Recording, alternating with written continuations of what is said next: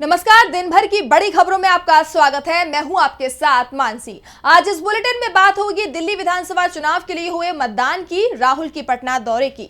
देखेंगे महाकुंभ पर कैसे मुश्किल में घिरती जा रही है बीजेपी सरकार। अमेरिका से लौटे भारतीयों के अपमान पर क्यों चुप है मोदी सरकार।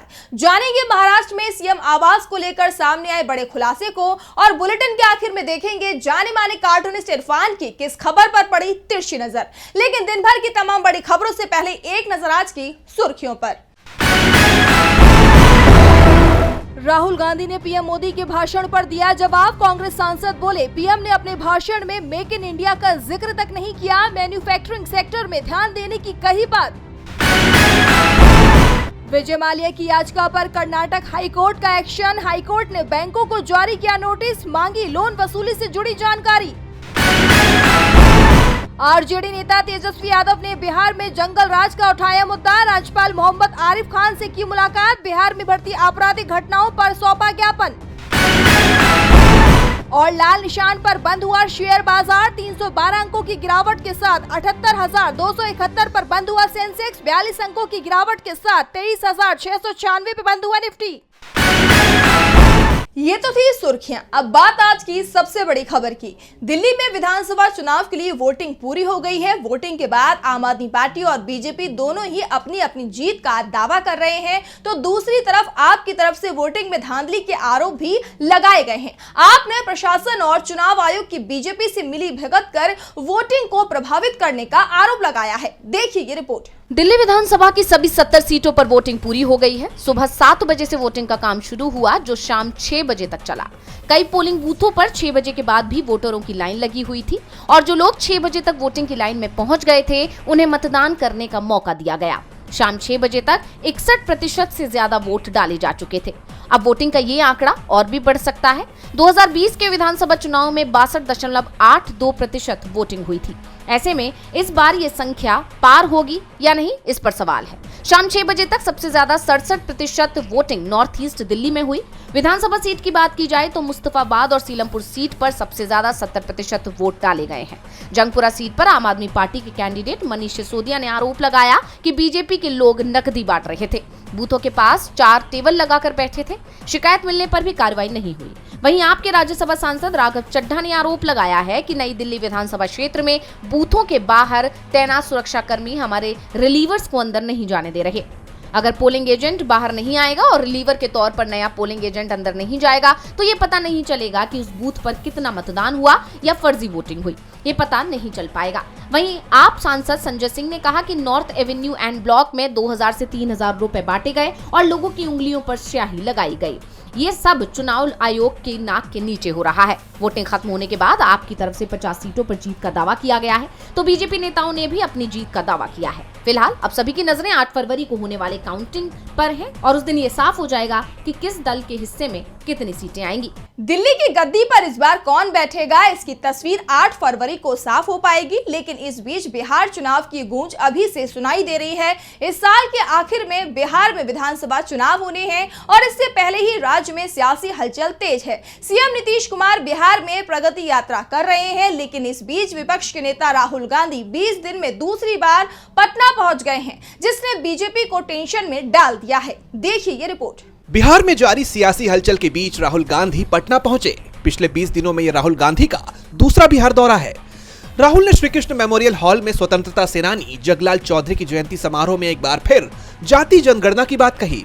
राहुल ने कहा कि हम बिहार की तरह नहीं बल्कि तेलंगाना की तरह असली जाति जनगणना कराएंगे। राहुल ने कहा कि मोदी सरकार नहीं चाहती है कि देश में जाति जनगणना हो, लेकिन मैं चाहता हूं कि दलित, ओबीसी, आदिवासी को उनकी भागीदारी मिले। आज हिंदुस्तान का जो पावर स्ट्रक्चर है, संस्थाएं हैं, चाहे शिक्षा हो, स्वास्थ्य हो, कॉर्पोरेट इंडिया हो या जुडिशरी हो, इसमें दलितों की भागीदारी कितनी है। हमने इतिहास की किताबों में दलितों के बारे में सिर्फ 2 लाइन पढ़ी है, दलित और अछूत। आपका कोई इतिहास नहीं है क्या? 2 लाइनों से आपका दर्द मिट जाएगा क्या?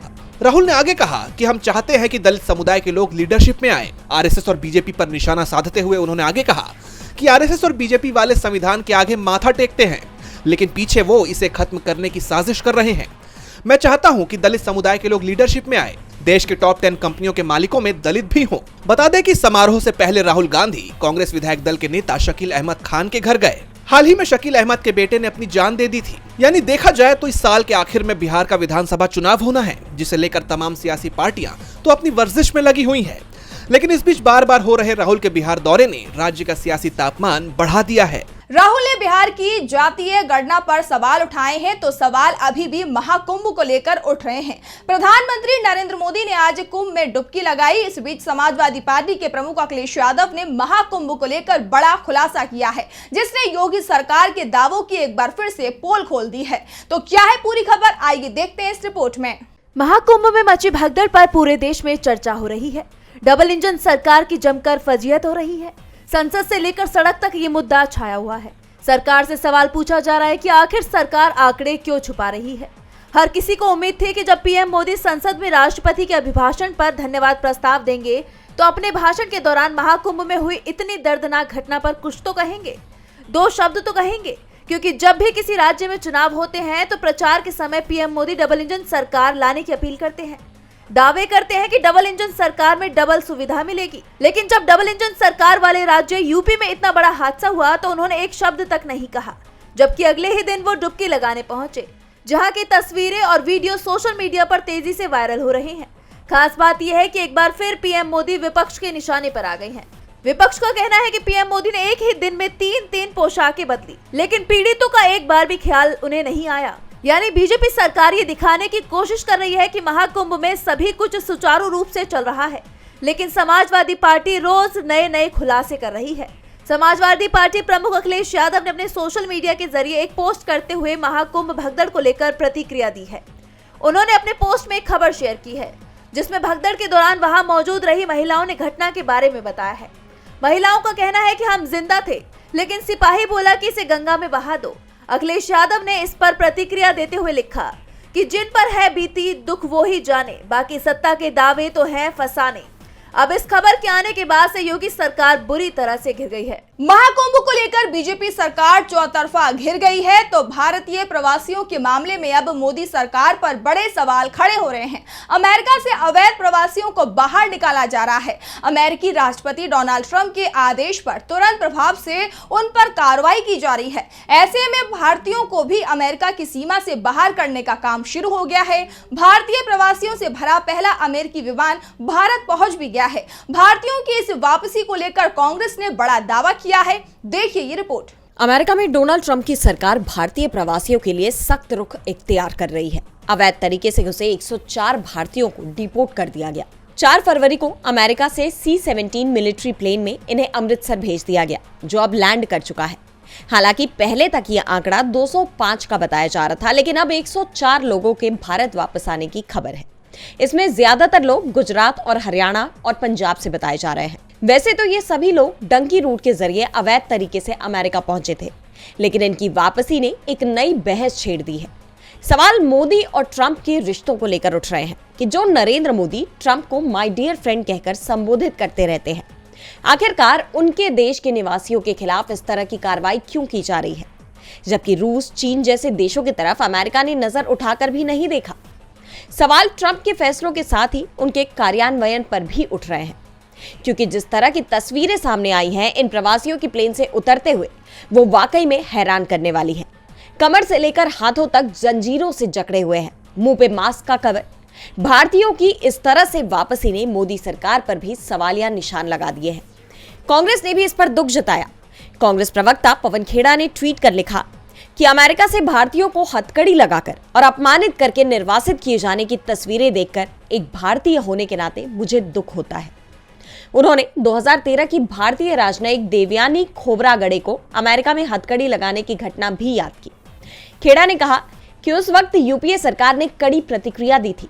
कई दिग्गज नेताओं ने भारत दौरे पर आए अमेरिकी कांग्रेस के प्रतिनिधि मंडल से मिलने से साफ इनकार कर दिया था, जिसके बाद अमेरिकी प्रशासन ने विदेश सचिव सुजाता सिंह को कॉल कर अमेरिका की तरफ से खेद प्रकट किया था। ऐसे में अब मोदी सरकार की तरफ से प्रतिक्रिया का सबको इंतजार है कि क्या अपने देश के निवासियों की इस तरह से अपमानजनक वापसी पर वो चुप रहेंगे या इसके खिलाफ आवाज उठाएंगे।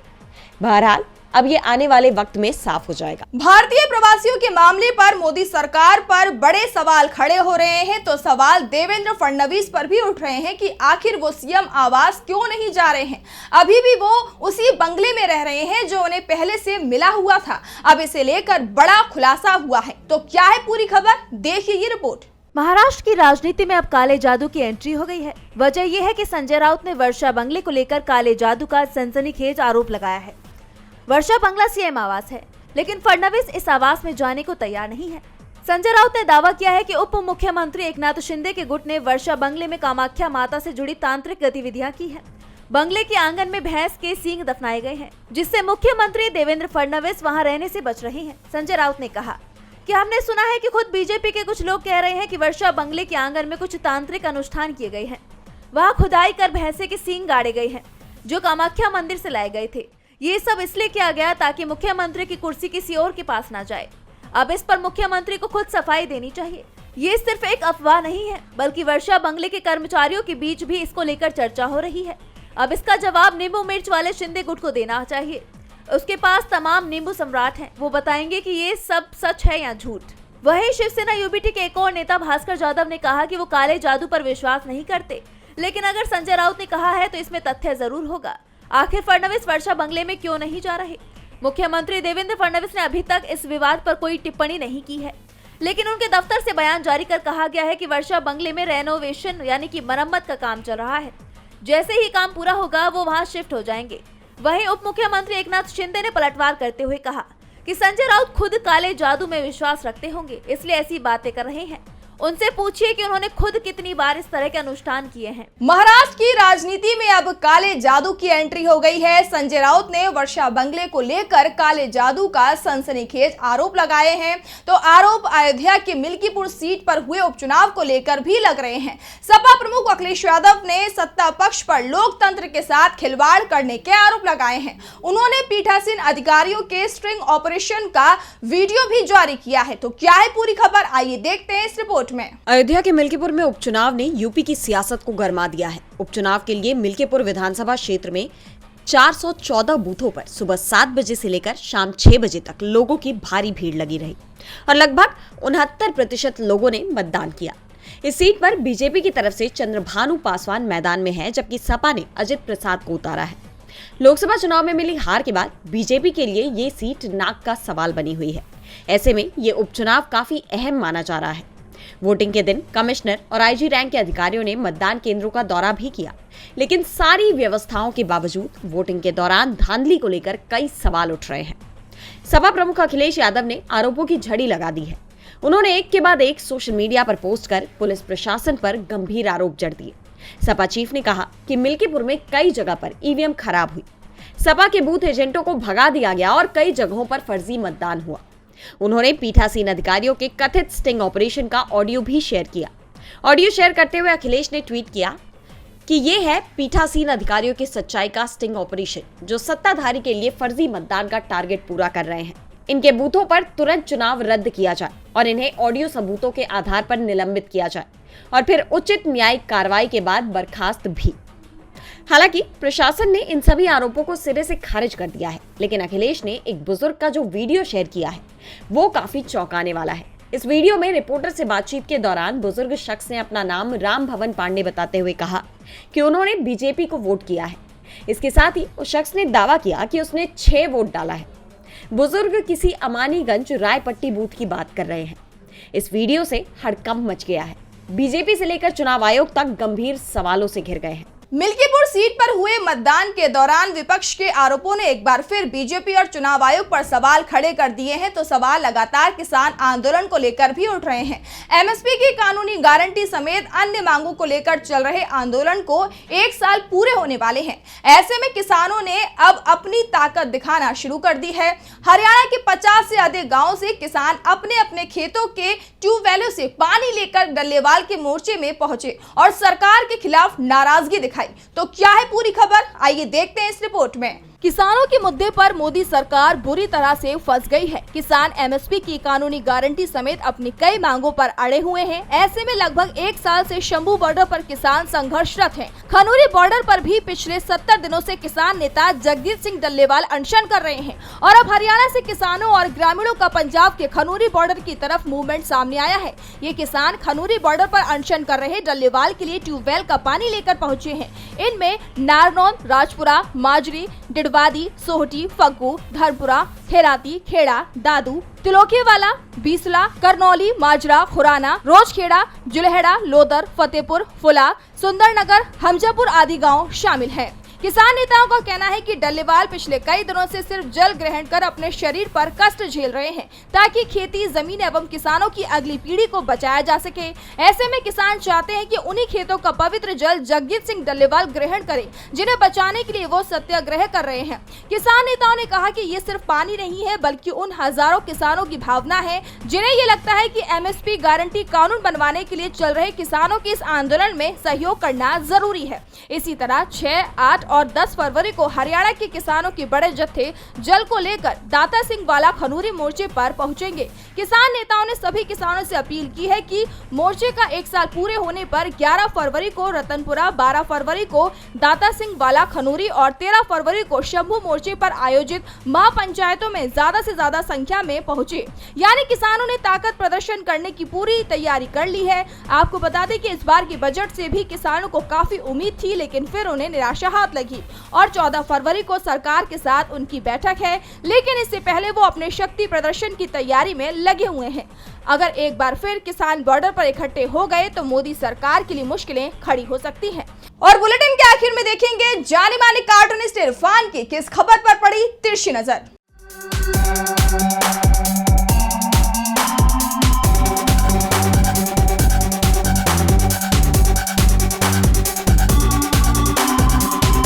आज दिल्ली विधानसभा के चुनावों का मतदान संपन्न हो गया। ये मुकाबला 3 पार्टियों के बीच में रहा। एक गरीबों की पार्टी कांग्रेस, आम आदमी की आम आदमी पार्टी और वीआईपी पार्टी बीजेपी के बीच में रहा। पहली बार ऐसा हो रहा है कि तीनों ही पार्टियों में से कोई भी अपनी जीतने की गारंटी दिल से नहीं लगा पा रहा है। वोटर के दिल का अंदाज़ा बिल्कुल भी पता नहीं चल रहा है कि वो किस तरफ जाएगा।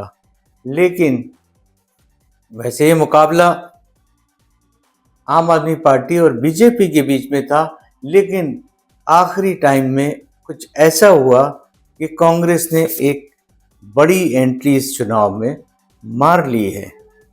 अब देखना यह है कि नतीजा क्या होगा।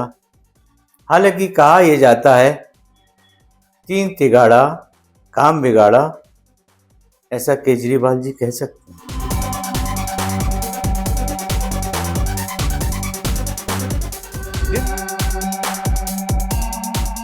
बहुत बहुत शुक्रिया इरफान जी। तो आज इस बुलेटिन में इतना ही। आप देखते रहिए डीबी लाइव। नमस्कार।